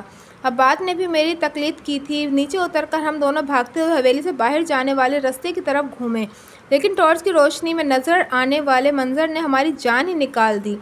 ہم شدید خوف کے عالم میں چیخ پڑے۔ جب ہم حویلی پہنچے تھے تو اس کی کوئی کھڑکی یا دروازہ سلامت نہیں تھا، یہاں تک کہ اس کے اندر آنے جانے کے راستے بھی کوئی دروازہ نہیں تھا، صرف اس کی موجودگی کے مٹے مٹے سے آثار نظر آ رہے تھے۔ لیکن اب اسی جگہ پر ایک دیو ہیکل سا لکڑی کا دروازہ نصب تھا، جو نہ صرف بند تھا بلکہ اس پر ایک بڑا سا تالا بھی تھا جو ہمارا منہ چڑھا رہا تھا۔ ہم دونوں نے دیوانوں کی طرح دروازہ پیٹ ڈالا اور گلا پھاڑ پھاڑ کر مدد کے لیے چلاتے رہے، لیکن اسی جنگل میں تھا کون جو ہماری مدد کو آتا۔ دروازے کی طرف سے مایوس ہو کر ہم لوگ کھلی ہوئی کھڑکیوں کی طرف بھاگے اور یہ دیکھ کر ہماری خوشی کی انتہا نہیں رہی کہ تمام کھڑکیاں کھلی ہوئی تھیں۔ عباد تیزی سے ایک کھڑکی پر چڑھا تاکہ باہر کود جائے۔ میں اس کے پیچھے تھا، مگر وہ باہر کودنے کے بجائے کھڑکی سے نیچے ٹارچ کی روشنی میں آنکھیں پھاڑ کر کچھ دیکھ رہا تھا۔ مجھ سے مزید برداشت نہ ہو سکا اور میں چلایا، تو خود کودے گا یا میں تجھے دھکا دے دوں؟ جواب میں عباد اتری ہوئی شکل کے ساتھ واپس گھر کے اندر کود گیا۔ میں نے کچھ نہ سمجھنے والی نظروں سے اسے دیکھا تو بھرائی ہوئی آواز میں بولا، تو خود دیکھ لے۔ میں نے فوراً اپنی ٹارچ تھامی اور کھڑکی سے آگے ہو کر جیسے ہی باہر جھانکا تو میری اوپر کی سانس اوپر اور نیچے کی نیچے رہ گئی۔ گھر کے چاروں طرف دور دور تک اندھی کھائی نمودار ہو گئی تھی، اتنی گہری کہ اگر ہم بے دہانی میں اس میں کود جاتے تو ہماری ہڈیاں کا سرما بن جاتا۔ آس پاس ہماری گاڑی بھی نظر نہیں آ رہی تھی اور کیا پتہ اس ہولناک کھائی نے اسے بھی نگل لیا ہو۔ میں وہیں فرش پر سر پکڑ کر بیٹھ گیا۔ عباد اب چھوٹے بچوں کی طرح رو رہا تھا، خود میری آنکھوں میں بھی آنسو آ گئے تھے۔ یہ ایڈونچر ہم دونوں کو بہت مہنگا پڑا تھا۔ سب سے بڑی غلطی یہ ہوئی تھی کہ لوگوں کے سمجھانے اور منع کرنے کے باوجود ہم اپنی بہادری کے الزام میں یہاں چلے آئے تھے۔ اپنا دردناک انجام سوچ کر میں بے اختیار رونے لگا۔ حویلی میں ہر طرف وہی مایوست بھرا سناٹا چھایا ہوا تھا۔ ہم دونوں بھی اب تک رو رو کر تھک چکے تھے اور بے دم ہو کر ایک کونے پر دیوار سے ٹیک لگائے کسی معجزے کا انتظار کر رہے تھے جو ہمیں اس آسیب زدہ حویلی سے باہر نکال لے جاتا۔ پھر ہم مرتے دم تک حویلی تو کیا اس علاقے کا بھی رخ نہ کرتے، لیکن فی الحال ایسا ہوتا نظر نہیں آ رہا تھا۔ میں جب کافی دیر تک اپنے پہلو پر بیٹھے بیٹھے تھک گیا تو داہنا پہلو بدلا۔ اس کے ساتھ ہی مجھے اپنے کولے پر چبھن کا احساس ہوا۔ میں نے وہاں ہاتھ مارا تو اپنی پینٹ کی جیب میں کسی چیز کی موجودگی کا احساس ہوا۔ میں نے فوراً وہ چیز نکالی اور میرا ڈیجیٹل کیمرہ تھا جسے میں نے تیزی سے سامان میں سمیٹتے ہوئے اپنی جیب میں اڑا لیا تھا۔ مجھے بچپن ہی سے فوٹوگرافی کا شوق تھا۔ میرے شوق کو دیکھتے ہوئے پچھلے سال میری سالگرہ کے موقع پر امی ابو نے مجھے یہ ڈیجیٹل کیمرہ تحفے میں دیا تھا تاکہ میں اپنا شوق جاری رکھ سکوں۔ اس وقت وہ کیمرہ دیکھ کر امی اور ابو کے شفیق چہرے میری نظروں کے سامنے گھوم رہے تھے اور میں کیمرے کو سینے سے لگائے سسک اٹھا۔ مجھے اس طرح روتا دیکھ کر عباد رینگ کر نزدیک میرے پاس آ گیا اور میرا ہاتھ دبا کر تسلی دینے لگا۔ میں نے کیمرہ آن کیا اور ایک ایک کر کے اس میں محفوظ تصویریں دیکھنے لگا۔ اس میں میری سالگرہ کی تصویریں، نازش کی منگنی کی تصویریں اور 2 ماہ پہلے خاندان کے ساتھ منائی جانے والی پکنک کی تصویریں بھی محفوظ تھیں۔ عباد بھی میرے ساتھ تصویریں دیکھنے لگا۔ ہمیں یوں لگا جیسے ہم اس خوفناک حویلی سے اڑ کر واپس اپنی دنیا میں پہنچ چکے ہیں، جہاں ہمارے گھر والے ہیں، دوست ہیں، جہاں کوئی تاریکی اور خوف نہیں ہے، بس چاروں طرف خوشیاں خوشیوں کے رنگ بکھرے ہوئے ہیں۔ تصویریں دیکھتے دیکھتے ہم کئی بار آپ دیدہ ہوئے۔ آگے بڑھتے بڑھتے ہم وہاں پہنچے جب ہم اس سفر کی جانب روانہ ہوئے تھے۔ ایئرپورٹ کی تصاویر، راستے میں پڑنے والے خوبصورت مناظر، ایبٹ آباد کا ریسٹ ہاؤس، بالا کوٹ کا سفر اور وہاں کھانا کھا کر قہوے کے کپ تھامے ہماری بے فکری ہنسی۔ پھر تصویریں آگے بڑھیں، حویلی کا سفر، حسن کی ہمارے ساتھ بات چیت، وہ مقام جہاں ہم واپسی پر پہنچ کر اسے فون کرتے، گھنا جنگل، کھنڈر اور پھر اسی منحوس حویلی کی تصویر جہاں اس وقت ہم بیٹھے اپنی موت کی گھڑیاں گن رہے تھے۔ عباد نے ایک ٹھنڈی سانس بھر کر کیمرے پر سے نگاہیں ہٹا دیں، البتہ میں تصویریں دیکھتا رہا۔ میں تصویریں تیزی سے آگے بڑھاتا جا رہا تھا کہ ایک تصویر ایسی گزری جو مجھے کچھ غیر معمولی سی لگی۔ میں چونک کر واپس پیچھے جانے لگا۔ اس مرتبہ میں نے رفتار دھیمی رکھی تھی۔ یہ حویلی کے بیرونی مناظر کی تصویریں تھیں، ٹوٹی ہوئی کھڑکیاں، خالی چوکھٹیں، چھت پر لگی بڑی سلپ۔ یہاں پہنچ کر میں اچھل پڑا۔ مجھے اچھی طرح یاد تھا کہ سلپ پر زوم سیٹ کر کے میں عباد کی طرف متوجہ ہو گیا تھا اور کیمرہ آٹومیٹک موڈ پر سیٹ کر دیا تھا۔ پھر وہ تصویر دیکھے بغیر میں عباد کے ساتھ حویلی کے اندر داخل ہوا تھا۔ اس تصویر میں سلپ کے بالکل نیچے کھڑکی کے پاس ایک آدمی کی لاش جھول رہی تھی جس کے گلے میں بڑا پھندا صاف نظر آ رہا تھا۔ کیمرے کا رزلٹ بہترین تھا، اس لیے چہرے کے نقوش واضح تھے۔ وہ آیون کی لاش تھی جس نے اس حویلی میں خودکشی کی تھی۔ اس آدمی کو میں نے اس قدیم تصویر میں دیکھا تھا۔ میں نے عباد کو ایک ہاتھ سے جھنجھوڑ ڈالا اور کیمرہ اس کے سامنے کر دیا۔ یہ تصویر دیکھ کر اس کی آنکھیں بھی خوف سے پھیل گئیں اور وہ ہکا بکا رہ گیا اور یہ سب کیا ہو رہا ہے؟ میں نے نفی میں سر ہلا دیا کیونکہ میں خود بھی نہیں جانتا تھا کہ ہمیں یہ لاش پہلے کیوں نہیں نظر آئی تھی۔ اس کی وجہ بہت سادہ تھی کہ وہ وہاں تھی ہی نہیں، کیونکہ گاؤں والے نے اسے اتار کر دفن کر دیا تھا۔ یہ تصویر اسی پراسرار عصبی ڈرامے کی ایک کڑی تھی جو آج شب ہمارے ساتھ کھیلا جا رہا تھا۔ ایک ٹھنڈی سانس لے کر میں نے کیمرہ آف کر دیا۔ اس وقت رات کے 12 بج رہے تھے، گویا اجالا ہونے میں ابھی بھی 4.5 گھنٹے باقی تھے، جبکہ حویلی میں گزرنے والا ایک ایک لمحہ پہاڑ تھا۔ عباد کی ساری خوشیاں ہوا ہو چکی تھیں اور وہ مایوسی سے ایک طرف سر ڈالے پڑا تھا۔ میں بیٹھا ٹارچ کی روشنی ادھر ادھر گھما رہا تھا کہ اچانک اوپر منزل پر قدموں کی چاپ ابھری۔ یوں معلوم ہوتا تھا جیسے کوئی فرش پر اپنے پاؤں گھسیٹ کر چل رہا ہو۔ ہم دونوں خوف زدہ نظروں سے سیڑھیوں کی جانب دیکھ رہے تھے، کیونکہ وہ جو کوئی بھی تھا نیچے آنے کے لیے ہی راستہ اختیار کرتا۔ 2 منٹ بعد قدموں کی چاپ آنی تو بند ہو گئی، لیکن پیانو کی آواز نے ہمارا خون خشک کر دیا۔ بڑی مہارت سے پیانو پر ہیپی برتھ ڈے کی دھن بجا رہا تھا۔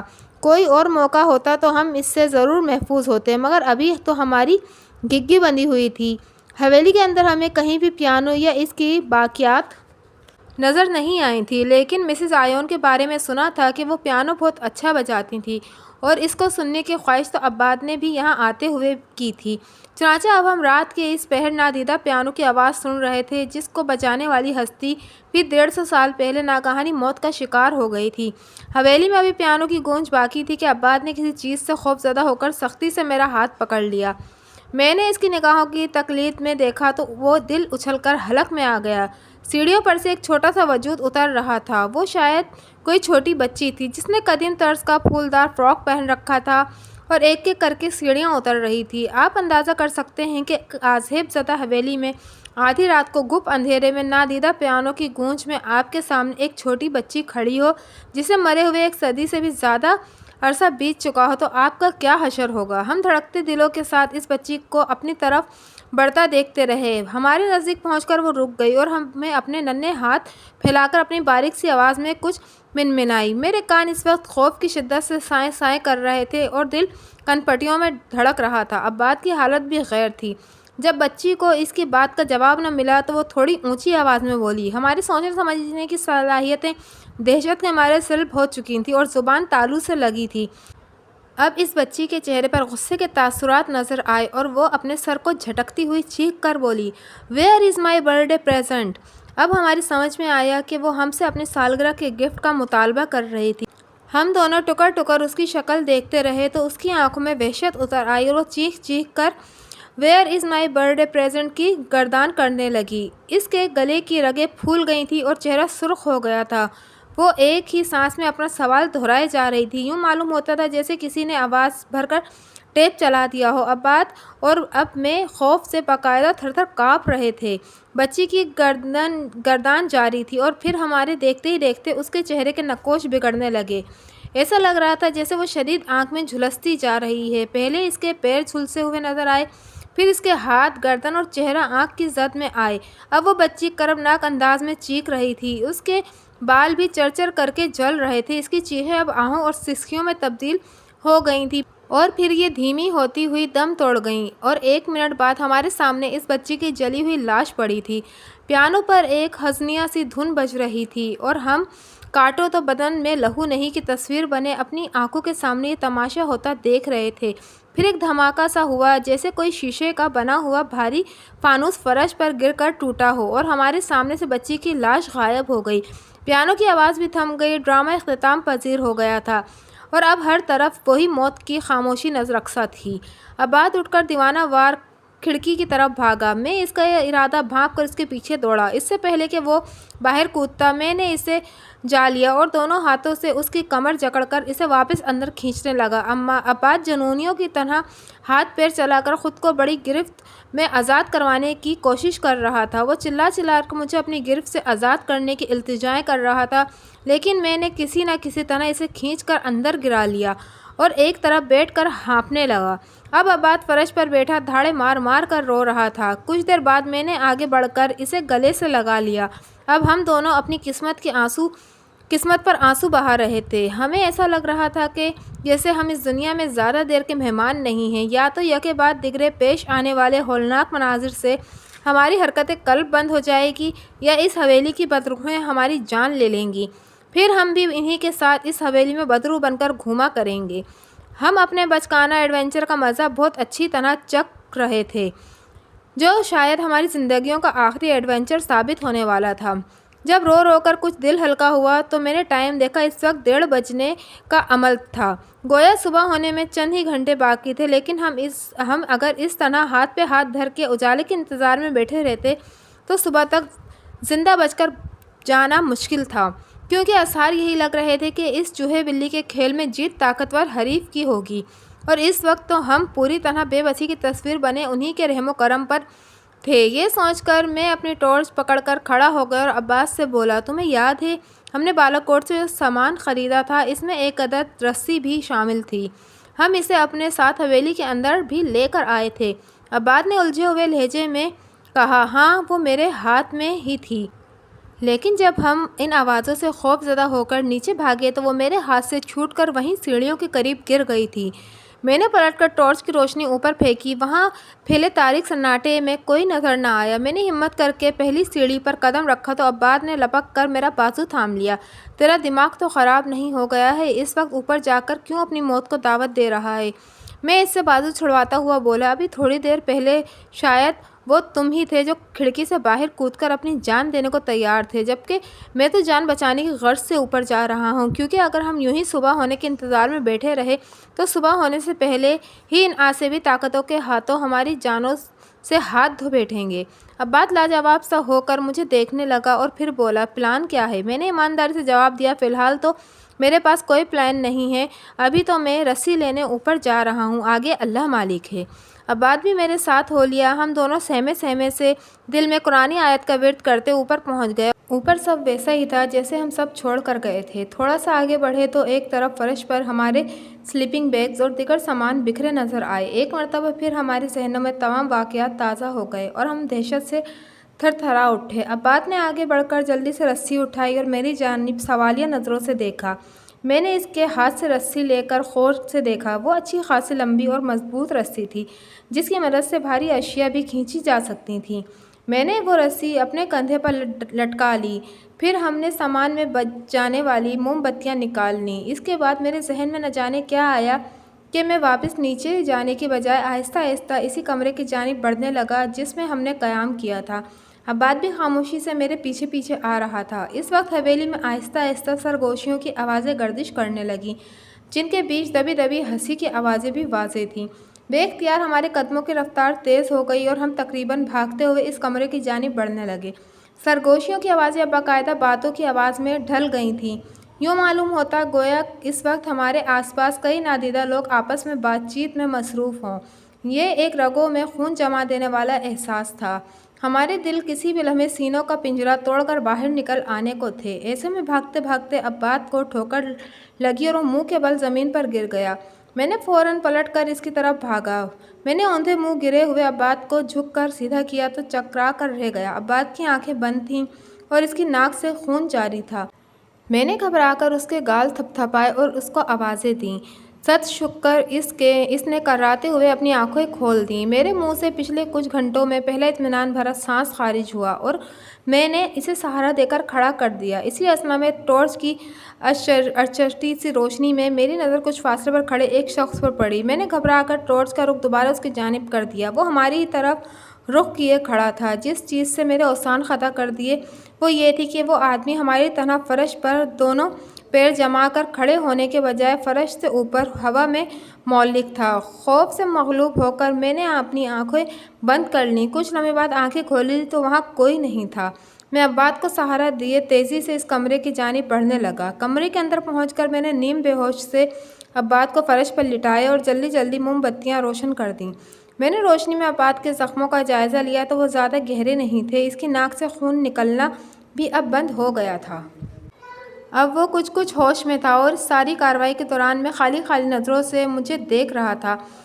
اب باتوں کی آوازیں آنی بند ہو گئی تھیں اور ہر طرف پھر سے خاموشی طاری ہو گئی تھی۔ عباس کی جانب سے بے فکر ہو کر میں یہاں سے نکلنے کی ترکیب پر غور کرنے لگا۔ عباد نے دھیرے سے میرا ہاتھ دبایا اور کھڑکی کی جانب اشارہ کیا۔ میں اس اشارے کو سمجھ کر کھڑکی کی جانب لپکا اور یہ دیکھ کر میری حیرت کی انتہا نہیں رہی کہ باہر مجھے ہماری گاڑی کھڑی نظر آئی اور کسی کھائی کا نام و نشان تک نہ تھا۔ اس کا مطلب وہ اندھی کھائی آسیبی طاقتوں کی ایک چال تھی۔ در حقیقت باہر کا منظر وہی تھا جس طرح ہم چھوڑ کر اندر آئے تھے اور شام کو اس کھڑکی سے جائزہ بھی لیا تھا۔ میں عباد کو خوشخبری سنا کر تیزی سے رسی کے بل کھولنے لگا۔ عباد کے زرد پڑے چہرے پر بھی زندگی کی لہر دوڑ گئی تھی اور اس کے ہونٹوں پر مسکراہٹ کھلنے لگی تھی۔ میرے منع کرنے کے باوجود وہ اٹھ کر کھڑا ہو گیا اور میرے ساتھ کوئی بھاری شے تلاش کرنے لگا جو ہمارا وزن سہ سکے۔ کمرے میں ہمیں ایسی کوئی چیز نہ مل سکی جس کی مدد سے ہم خود کو باندھ کر نیچے اتر سکیں۔ اچانک میرے ذہن میں ایک ترکیب آئی۔ میں تیز سے عباد کی طرف مڑا اور جلدی جلدی اس کی کمر کے گرد رسی باندھنے لگا۔ وہ حیرت سے مجھے دیکھ رہا تھا، پھر بول پڑا، تو یہ کیا کر رہا ہے؟ میں نے اپنا کام جاری رکھتے ہوئے اسے پلان سے آگاہ کیا جس کے مطابق میں عباد کو رسی کا سہارا دے کر بحفاظت نیچے اتار دیتا، پھر وہ فوراً گاڑی میں رکھے پیٹرول سے بھرے ہوئے 3 اضافی کین نکال کر باری باری رسی سے باندھ دے گا اور میں انہیں اوپر کھینچوں گا۔ جب وہ تینوں اوپر آ جائیں گے تو میں رسی اس سے باندھ کر نیچے اتر جاؤں گا۔ یہ بہت رسکی تھا اور 90% امکانات تھے کہ اس طرح نیچے اترتے ہوئے وہ اپنی ہڈیاں بھی توڑوا سکتا تھا، لیکن اس نازک صورتحال میں مجھے اس سے کوئی اور بہتر ترکیب نہیں سوجی تھی۔ میں اپنی جان پر کھیل کر اس منحوس جگہ سے نکلنے کو تیار تھا، مگر عباد نے سختی سے میرے پلان کو روک کر دیا۔ وہ قطعی اس بات پر راضی نہیں تھا کہ مجھے یوں اکیلا چھوڑ کر وہ حویلی سے باہر چلا جائے۔ میں نے بڑی مشکلوں سے دلائل اور اپنی دوستی کی قسمیں دے کر اسے نیم رضامند کیا۔ ویسے بھی کچھ ہی دیر بعد سورج طلوع ہونے والا تھا، پھر ہم ہمیشہ کے لیے اس جہنم سے نکل جاتے۔ عباد مجھ سے لپٹ گیا اور ہم دونوں پھر سے آبدیدہ ہو گئے۔ آخر میں اسے بڑی مشکلوں سے خود سے الگ کیا اور مسکرا کر بولا، بس 15 منٹ کی بات ہے بھائی جان، پھر ہم دونوں گاڑی میں زن کر کے نکل جائیں گے۔ عباد کی آنکھوں میں چمک سی لہرائی اور وہ انشاءاللہ کہتے ہوئے ایک مرتبہ پھر مجھ سے بغل گیر ہو گیا۔ 10 منٹ بعد میں نے اپنی پوری طاقت سے رسی کو تھامے ہوئے دھیرے دھیرے چھوڑ رہا تھا۔ سخت سردی کے باوجود میں پسینے میں نہایا ہوا تھا۔ ابھی عباد آدھے راستے میں ہی تھا کہ مجھے اپنی ریڑھ کی ہڈی میں سنسناہٹ سی اتری محسوس ہوئی۔ میری چھٹی حس پوری قوت سے خطرے کا الارم بجانے لگی تھی۔ میں نے ہمت کر کے ان اکھیوں سے دیکھا تو مجھے اپنی بائیں جانب ذرا فاصلے پر کسی کی موجودگی کا احساس ہوا۔ میں نے بے اختیار گردن موڑ کر اس کی جانب دیکھا تو میرے منہ سے ایک دل خراش چیخ نکل گئی۔ وہ ایک لمحے رسی کو میرے ہاتھ سے نکل گئی۔ یہ دوسرے ہی لمحے میں نے اپنے آپ پر قابو پا کر رسی دوبارہ تھام لی تھی، ورنہ اتنی بلندی سے گر کر عباد میری وجہ سے مارا جاتا۔ وہ چلا کر مجھ سے چیخنے کی وجہ پوچھنے لگا، لیکن میں دونوں ہاتھوں سے رسی تھامے سن کھڑا تھا، کیونکہ گردن موڑنے پر جو منظر مجھے نظر آیا تھا وہ اچھوں کا پتہ پانی کر دینے کو کافی تھا۔ میں نے خود سے چند قدم کے فاصلے پر آئین کو دیوار کی طرف رخ کیے کھڑا پایا تھا، لیکن اس کی گردن پوری طرح میری جانب مڑی ہوئی تھی، یعنی اس کا دھڑ تو دیوار کی جانب تھا، لیکن وہ الو کی طرح اپنی پوری گردن میری طرف گھمائے مجھے کینہ توڑ نظروں سے گھور رہا تھا۔ میرے ہاتھوں اور پیروں میں کپکپاہٹ دوڑ گئی تھی، میں پوری جان سے لرزا رہا تھا۔ رسی میرے بے جان ہاتھوں سے آہستہ آہستہ سرک رہی تھی۔ عباد بھی کچھ سوچ کر خاموش ہو گیا تھا۔ مجھے ابھی بھی اپنے باہنی جانب آئین کی موجودگی کا احساس ہو رہا تھا، بلکہ اب تو وہ رفتہ رفتہ میرے قریب آتا جا رہا تھا۔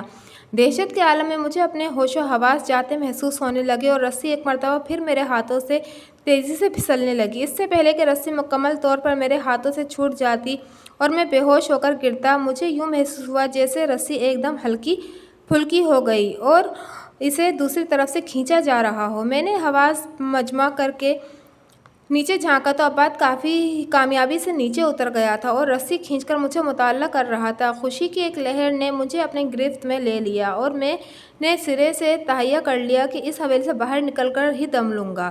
میں نے پلٹ کر دوبارہ دیوار کی جانب دیکھا تو وہاں سے وہ گھناؤنا وجود غائب ہو چکا تھا۔ میں نے ایک مرتبہ پھر کھڑکی سے نیچے جھانکا تو عباد کو تیزی سے پیٹرول کے کین گاڑی سے نکال کر باہر رکھتے پایا۔ میری بے قراری اب بڑھتی جا رہی تھی اور اس منحوس حویلی میں اکیلے پن کا احساس مارے ڈال رہا تھا۔ عباد پھرتی سے ایک کین اٹھا کر حویلی کے قریب لایا اور اسے رسی سے باندھ کر جھٹکے دینے لگا۔ میں تیزی سے اسے اوپر کھینچنے لگا۔ وہ کین اچھا خاصی وزنی تھا، یقینی اس طرح سے 2 اور کین مجھے آسانی سے آدھے راستے تک تو پہنچا ہی دیں گے۔ یہ سوچ کر مجھے کچھ اطمینان سا محسوس ہوا۔ تھوڑی دیر میں 2 کین اوپر آ چکے تھے۔ میں تیسرے کین کے لیے رسی لٹکائے تیار کھڑا تھا، مگر عباد اچانک کہیں غائب ہو گیا تھا۔ میں نے کھڑکی سے گردن باہر نکال کر ادھر ادھر دیکھا اور اسے آوازیں لگائیں، مگر میری آواز جنگل میں گونج کر رہ گئی۔ عباد کا کچھ اتا پتہ نہ تھا۔ مجھے پہلے کچھ جھنجھلاہٹ سی محسوس ہوئی، پھر تشویش نے آ گھیرا۔ میں اسے دیوانہ وار آوازیں دینے لگا۔ میں کھڑکی سے آدھا باہر لٹکا ہوا تھا اور اندھیرے میں آنکھیں پھاڑ پھاڑ کر عباد کی ایک جھلک دیکھنے کو بیتاب تھا۔ مجھے اندازہ ہی نہیں ہوا کہ کب میری آنکھوں سے آنسو بہنے لگے تھے۔ میرے اعصاب جواب دے چکے تھے اور چنانچہ میں چکرا کر فرش پر گرا اور بے ہوش ہو گیا۔ میں نہ جانے کتنی دیر تک بے ہوش رہا اور اس حویلی میں پڑا رہا۔ پھر مجھے ہوش آیا تو ہڑبڑا کر اٹھ بیٹھا۔ میری آنکھوں کے سامنے تھوڑی دیر تک ترمرے سے ناچتے رہے اور پھر سر پھوڑے کی طرح دکھ رہا تھا۔ شاید گرتے ہوئے میرے سر پر چوٹ لگی تھی، کیونکہ پیچھے کی جانب بالوں کے بیچ ایک بڑا سا گومڑ بھی ابھرا ہوا تھا۔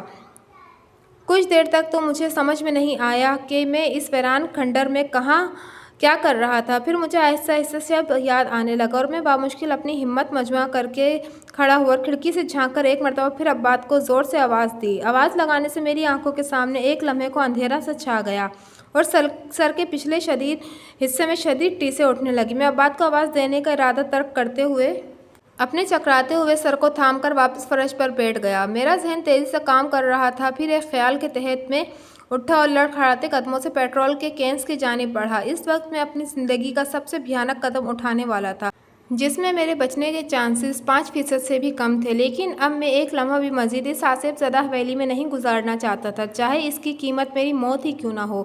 مجھ پر ایک جنون سا تاج سوار تھا اور میں ایک سنگین فیصلہ کر چکا تھا۔ میں نے موم بتیاں بجھائیں اور پیٹرول کا کین اٹھا کر کمرے میں پیٹرول چھڑکنا شروع کر دیا۔ اس کے بعد میں کمرے سے نکلا اور باہر سیڑھیوں پر پیٹرول ڈالا۔ پھر دوسرا کین اٹھا کر میں نے نچلی منزل پر جہاں تک ممکن تھا پیٹرول پھینک دیا۔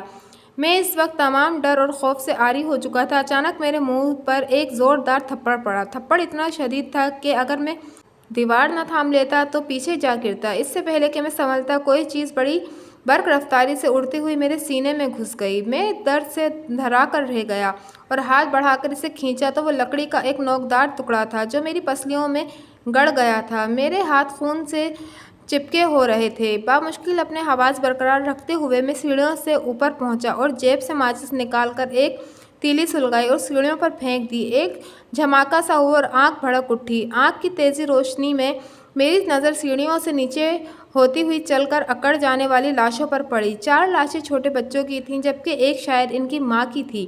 چھوٹی چاروں لاشیں بڑی لاش سے لپٹی ہوئی تھیں اور ماں نے ان کے ارد گرد اپنے بازو حمائل کیے ہوئے تھے۔ ممتا مرتے دم تک اپنے فرض سے غافل نہیں ہوئی تھی۔ یہ منظر دیکھ کر ایک لمحے کو دل گرفتہ ہو گیا تھا، پھر اگلے ہی لمحے میں اپنا سینہ تھامے تیز تیز قدم اٹھاتا کمرے کی جانب چل پڑا۔ آنکھ نے حویلی روشن کر دی تھی اور اب رفتہ رفتہ اوپر کا رخ کر رہی تھی۔ درد کی شدت اور لگاتار خون بہنے کی وجہ سے بار بار میری آنکھوں کے سامنے اندھیرا چھا رہا تھا، لیکن میں گرتا پڑتا کمرے تک پہنچ ہی گیا اور ایک لمحے میں ضائع کیے بغیر کھڑکی پر قدم جما کر اس کی چوکھٹ پر کھڑا ہو گیا اور نیچے کودنے کے لیے خود کو تولنے لگا۔ میں جانتا تھا کہ نیچے گر کر میں زندہ نہ بچتا اور بالفرض بچ بھی جاتا تو اپاہج بن کر ساری زندگی گزارتا، لیکن اس وقت میرے سوچنے سمجھنے کی طاقتیں سلب ہو چکی تھیں اور میرے سامنے اس کے علاوہ اور کوئی چارہ نہ تھا کہ اللہ کا نام لے کر چھلانگ لگا دوں۔ اچانک میرے ذہن میں جھماکا سا ہوا۔ یہ بالکل وہی جگہ تھی جس جگہ پر آیون نے گلے میں رسی باندھ کر خود کشی کی تھی اور جس کی تصویر میرے کیمرے میں بھی محفوظ تھی۔ آخر اس نے رسی کس چیز سے باندھی ہوگی جس نے اس کا بوجھ برداشت کیا ہوگا، کیونکہ لوگوں کے مطابق اس کی لاش کو صبح اتارا گیا تھا اور وہ رات بھر اس کس چیز سے لٹکا رہا تھا۔ آگ نہایت تیزی سے پھیل رہی تھی اور میرے پاس بالکل وقت نہ تھا کہ کیمرہ نکال کر اس تصویر پر غور کرتا۔ میں نے کھڑکی کے آس پاس ٹٹولا تو کچھ نظر نہ آیا۔ ہو سکتا ہے وہ چیز بھی امتداد زمانہ کا شکار ہو گئی ہو، میں نے مایوسی سے اپنے دل میں سوچا۔ اسی لمحے میری نظر حویلی کے بیرونی دیواروں پر اگ آنے والے جنگلی بیلوں پر پڑی اور مجھے حیرت ہوئی کہ یہ خیال میرے ذہن میں پہلے کیوں نہیں آیا تھا۔ میں نے ذرا سا ہاتھ آگے بڑھا کر ایک بیل تھامی اور وہ خاصی مضبوط بیل تھی اور بل کھاتی کافی نیچے تک چلی گئی تھی۔ اس سے پہلے کہ میں بیل سے لٹکتا کسی نے مجھے پکڑ کر کھڑکی سے اندر کھینچ لیا۔ میں نے اچانک امداد کے لیے قطعی تیار نہ تھا، چنانچہ بوکھلا کر فرش پر گر پڑا۔ سر پر اسی جگہ پر لگنے والی دوسری چوٹ نے مجھے ادمرہ سا کر دیا۔ کچھ دیر کے لیے تو میں اپنی بینائی سے مکمل طور پر محروم ہو گیا اور اپنے دفاع میں وہیں پڑے پڑے ہوا میں ہاتھ پیر چلاتا رہا۔ میرے منہ سے بھی عجیب سی غوں غاں کی آوازیں نکل رہی تھیں۔ میں نے زور زور سے اپنی آنکھیں بھینچی اور 2-3 بار انہیں مسلا تو مجھے کچھ سوچ نظر آنے لگا۔ میں نے آس پاس نظر دوڑائی تو وہاں کوئی نہ تھا۔ میں سمجھ گیا کہ یہ طاقتیں مجھے اتنی آسانی سے حویلی سے باہر نہیں نکلنے دیں گی۔ ایک بار پھر میں اپنے جسم کی پوری طاقت بروئے کار لا کر کھڑا ہو گیا۔ مجھے آنکھ کی تپش اپنے چہرے پر لگتی صاف محسوس ہونے لگی تھی۔ وہ کسی بھی لمحے یہاں تک پہنچنے والی تھی۔ میں زور زور سے آیت الکرسی پڑھتا ہوا کھڑکی کی جانب بڑھا اور ایک لمحہ بھی ضائع کیے بغیر اچک کر بیل تھام لی اور اپنے وجود کا بوجھ اس پر منتقل کرتا ہوا بندر کی طرح لٹک گیا۔ میں نے نیچے زمین کی طرف دیکھا اور اپنی آنکھیں بند کر لیں۔ اس وقت میں صرف ایک بیل کے سہارے خاصی بلندی پر لٹک رہا تھا۔ میں تھوڑا تھوڑا کر کے نیچے سرکنے لگا۔ آگ کی وجہ سے ہر طرف کالا کالا دھواں پھیل گیا تھا جو یقیناً دور دور تک نظر آ رہا تھا۔ میرا مقصد پورا ہو چکا تھا۔ لوگوں کی اس طرح متوجہ کرنے کے لیے میں نے یہ چال چلی تھی جو کسی حد تک کامیاب ہوئی تھی۔ اس کا پتہ مجھے کچھ دیر بعد چل جانا تھا۔ میں نے سر اونچا کر کے اوپر دیکھا۔ جس کھڑکی سے میں 2 منٹ پہلے باہر نکلا تھا اب وہاں سے آگ کی لپیٹیں اٹھ رہی تھیں۔ میں نے نیچے اترنے کی رفتار تیز کر دی کیونکہ آگ کسی وقت بھی بیرونی دیوار تک پہنچ کر بیلوں کو بھی جلا کر خاکستر کر سکتی تھی۔ میرے سر اور سینے کے اٹھنے والے ٹیسیں اب ناقابل برداشت ہوتی جا رہی تھیں اور میں کئی مرتبہ چکرا کر نیچے گرتے گرتے بچا تھا۔ دل ہی دل میں اللہ سے مدد مانگتا کہ میں گرتا پڑتا نیچے اترا جا رہا تھا۔ زمین سے 4 فٹ کی اونچائی پر وہ بیل بھی ختم ہو گئی۔ میں نے بے چارگی کے عالم میں آس پاس دوسری بیلوں پر نظر ڈالی مگر وہ کافی دور دور تھیں۔ کوئی چارہ نہ پا کر میں نے مجبوراً چھلانگ لگا دی اور دھپ کی آواز سے زمین پر گر پڑا۔ میرے ٹخنے میں درد کی ایک تیز لہر اٹھی لیکن اس کو نظر انداز کرتے ہوئے میں اٹھ کھڑا ہوا اور لنگڑاتا ہوا گاڑی کی طرف بھاگا۔ میری نظریں عباد کی تلاش کر رہی تھیں۔ گاڑی میں پہلے سے لگی چابی گھمائی اور انجن ایک ہلکی سی گھرگھراہٹ کے ساتھ بیدار ہو گیا۔ میں نے ہیڈ لائٹس جلائیں اور ایکسیلیٹر پر دباؤ ڈالا۔ گاڑی ایک جھٹکے سے آگے بڑھی اور میں عباد کی تلاش کرنے نکل پڑا۔ مجھے زیادہ آگے نہیں جانا پڑا۔ عباد وہاں سے تھوڑے ہی فاصلے پر جھاڑیوں میں بے ہوش پڑا تھا۔ اس کے ہاتھوں اور چہرے پر گھسیٹے جانے کے نشانات تھے اور اس کے کپڑے ادھیڑے ہوئے تھے۔ میں نے بڑی مشکلوں سے اسے اٹھا کر گاڑی میں ڈالا۔ اس دوران میں وہ کچھ ہوش میں آ چکا تھا اور ہلکے ہلکے کچھ بڑبڑا رہا تھا۔ میں تیزی سے گاڑی چلاتا درختوں کے جھنڈ سے نکل آیا۔ مجھے پیچھے مڑ کر وہ منحوس حویلی پوری طرح آگ میں گھر چکی تھی اور دھواں اتنا شدید تھا کہ سانس لینا دوبھر ہو رہا تھا۔ میں پاگلوں کی طرح گاڑی دوڑا کر اس حویلی سے جتنی دور ممکن ہو سکے نکلنے کی کوشش کر رہا تھا لیکن اب میرے لیے مزید ہوش میں رہنا ممکن نہ رہا تھا۔ چنانچہ میں نے اپنے چکراتے ہوئے سر کو تھامتے ہوئے بریک پر پاؤں رکھ دیا اور گاڑی کے رکنے سے پہلے ہی بے ہوش ہو گیا۔ میں کسی اندھیرے کے غار میں چلا جا رہا تھا۔ میرے آس پاس گھپ اندھیرا چھایا ہوا تھا۔ اچانک مجھے لگا کہ کوئی مجھے آواز دے رہا ہے۔ میں نے پلٹ کر دیکھا تو مجھے غار کے دہانے پر درد سی ہلکی سی روشنی نظر آئی۔ میں بھاگتا ہوا اس روشنی کے قریب جانے لگا۔ جیسے جیسے میں قریب ہوتا گیا روشنی کا حجم بڑھتا گیا۔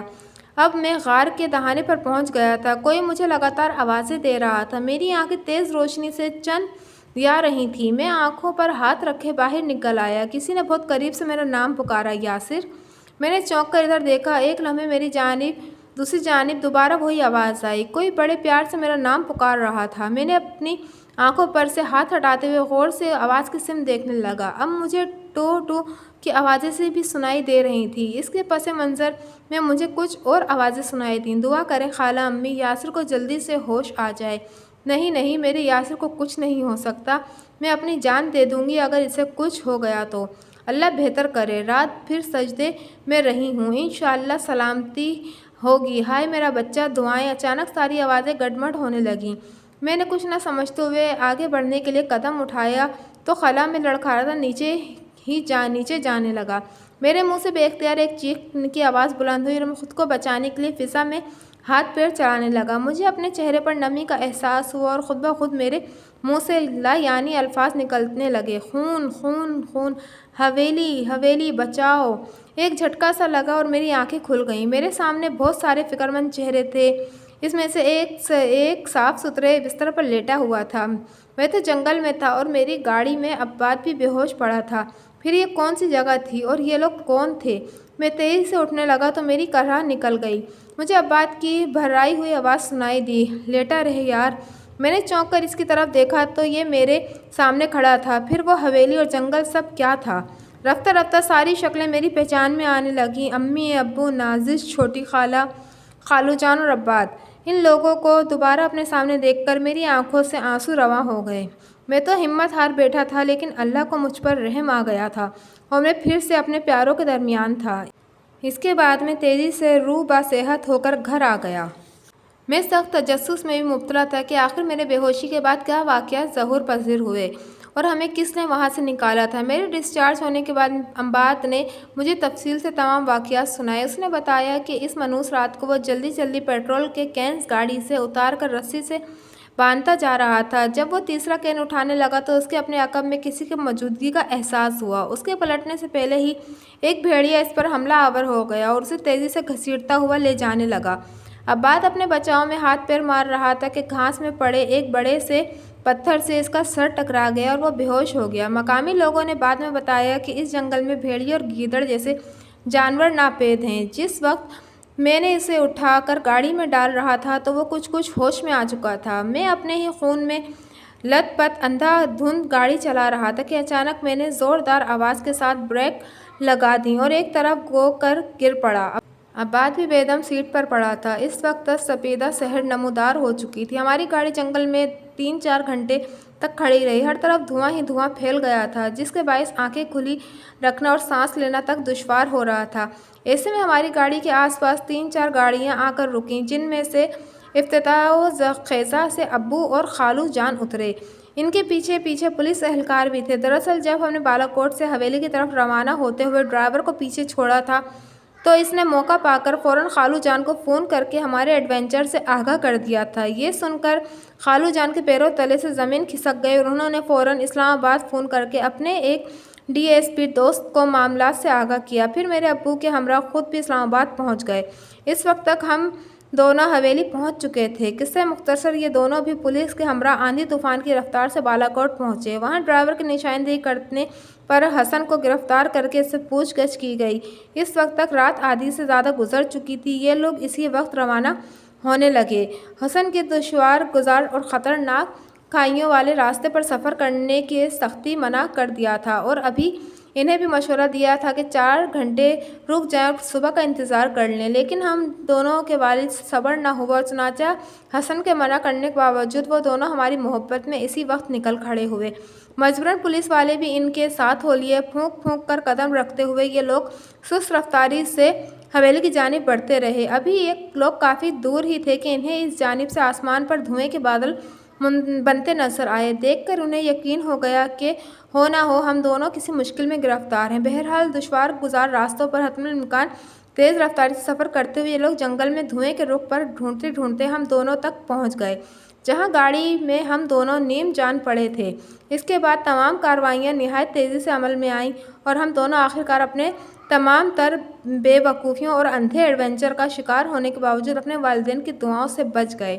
عباد تو 2 دن تک اسپتال میں رہ کر ڈسچارج ہو گیا، جبکہ میں گہرے زخموں اور شدید ذہنی دباؤ کے نتیجے میں 5 روز تک بے ہوش پڑا رہا۔